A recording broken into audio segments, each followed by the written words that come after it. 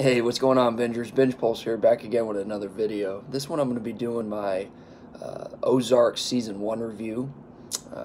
I know currently that we're on 3 seasons, but I'm a little slow in the game. But nevertheless, I feel like this was a very good first season.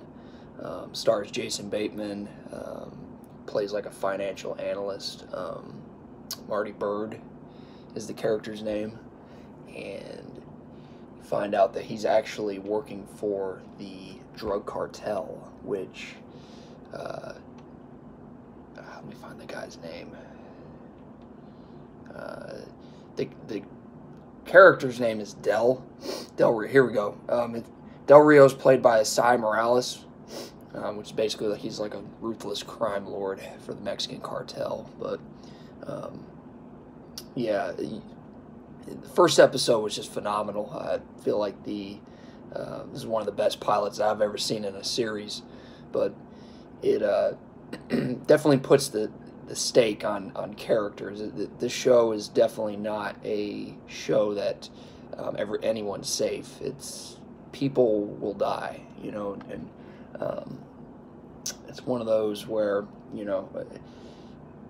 if you're a reckless character, eventually something's going to happen to you, and we see that quite a few times throughout the season. So his wife's Wendy Bird, is played by Laura Linney, and she's a great addition to the cast. I feel like one of the themes in this show is nobody's good. It's kind of got that Breaking Bad vibe where a lot of the characters are just they're just slime balls. This one's even more. Even the kids, I feel like they're more of a just.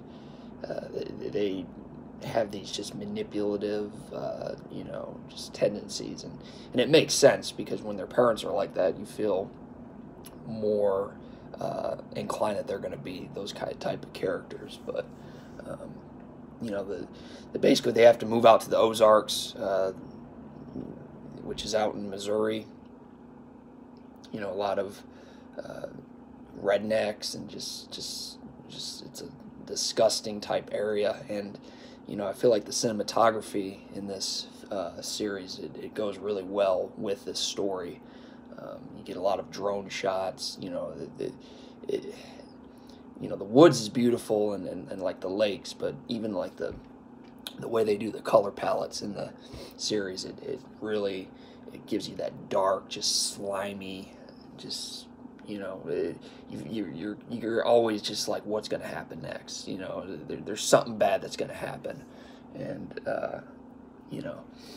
other characters, Ruth Lagmore, played by Julia Garner, I feel like she deserves a huge mention.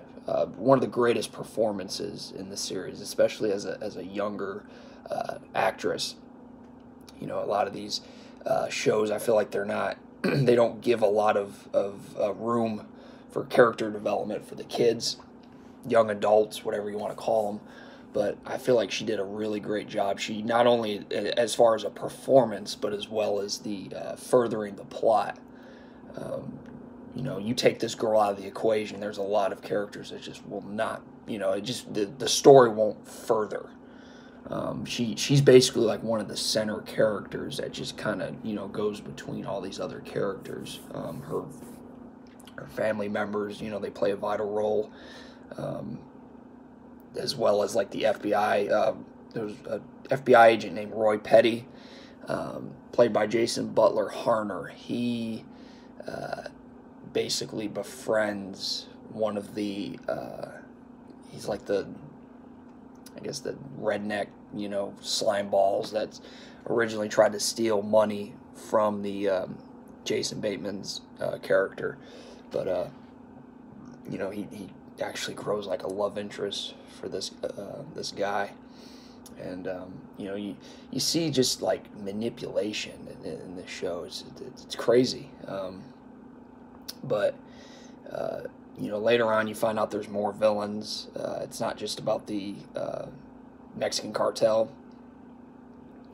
So with that, I got a few problems with the season. One, like I was saying earlier about the cinematography, it's really good for the story. However, there's a lot of scenes that are very dark, to the point where like you can't see what's going on. So if you're streaming through a phone, or you happen to be outside in the light, the show's really dark. So my recommendation would be to just watch it at night, honestly. But or in a really dark room, put all the curtains away, and make sure that you can actually see what's going on, because a lot of these scenes are shot where all you see is just dark figures. Also, there's a character that joins in. He's one of the villains. It's like basically they're like a bunch of like heroin addict or heroin dealers, in the Ozarks. But I don't know, like, the show's got a lot of realism to it, which I like. However, this villain is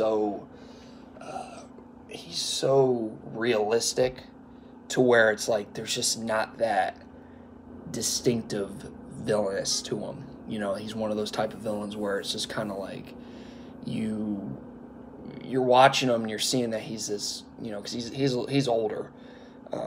He's more of this, age type villain, but the problem is just like you're not really grasped on him. I wasn't as much as I was with some of the other villains, but the finale for sure is very good. So if you want to see a really good finale, this is going to be worth the wait for sure. So overall, I mean, I loved this season. I can't wait to binge through 2 and 3. And I'm going to have my reviews out for those as well. So I'm going to give this one, honestly, 4.5 out of 5. It's really that good. So if you're looking for something to binge, this is definitely a show that you won't regret. I feel like it's good for a casual viewer. If you're into crime,